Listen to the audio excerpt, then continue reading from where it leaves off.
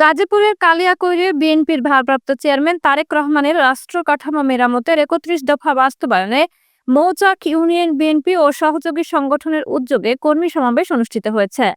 শুক্রবার বিকেলে মৌচাক বাজার এলাকায় এ সমাবেশ অনুষ্ঠিত হয়। এ সময় প্রধান অতিথি হিসেবে উপস্থিত ছিলেন ঢাকা বিভাগের বিএনপির জাতীয় নির্বাহী কমিটির সাংগঠনিক সম্পাদক মোহাম্মদ সাইদুল আলম বাবুল। অনুষ্ঠানে প্রধান অতিথি বলেন, তারেক জিয়ার ৩১ দফা বাস্তবায়নের জন্য গাজীপুরের প্রতিটি ঘরে ঘরে প্রতিটি মানুষকে বুঝিয়ে দিতে আহ্বান করেন নেতাকর্মীদের। বিগত সরকারের থাকাকালীন দেশের প্রতিটি সেক্টরে দুর্নীতি করেছেন। বিএনপির সরকার এই দুর্নীতিবাজদের দেশের মাটিতে বিচার করবেন। ফ্যাসিবাদী আওয়ামী লীগ বিগত ১৬ বছরে সারা বাংলাদেশ সহ গাজীপুরের কালিয়াকৈরে সন্ত্রাসী, চাঁদাবাজি, লুটপাটের রাজনীতি করেছে।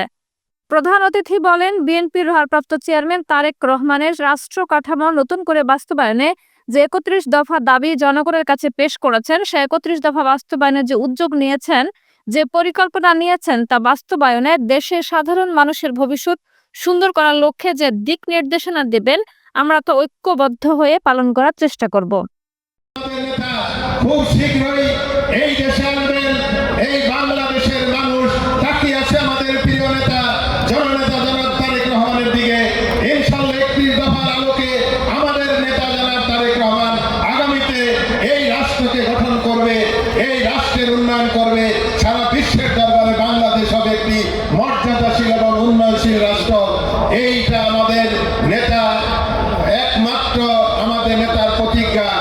আমাদের নেতা অচিরেই আসবে, আমাদের নেত্রী ইনশাআল্লাহ। দোয়া করি আল্লাহ রাব্বুল আলামিন